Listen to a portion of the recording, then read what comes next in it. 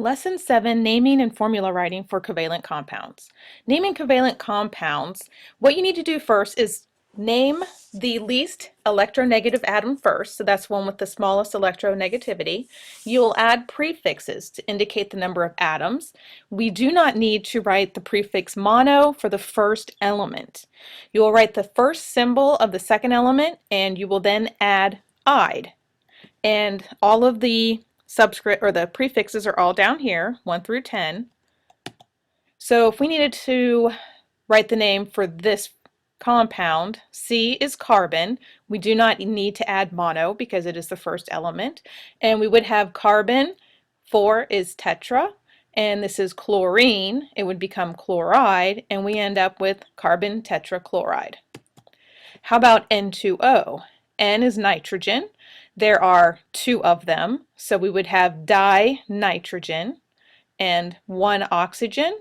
It would be monoxide. We will use the prefix mono in front of the second element, indicating that there is only 1. So let's practice with SF6. S is sulfur, and so we would have sulfur. Prefix for 6 is hexa, so sulfur hexafluoride. So now we have nitrogen, and there's 2 of them. That would be dinitrogen pentasulfide.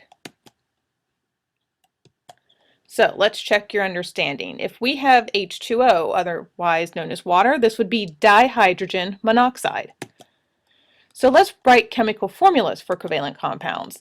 When we write the formulas, we will use prefixes indicating the number of atoms, and we'll use those with our subscripts. And so, for example, here's dinitrogen pentasulfide.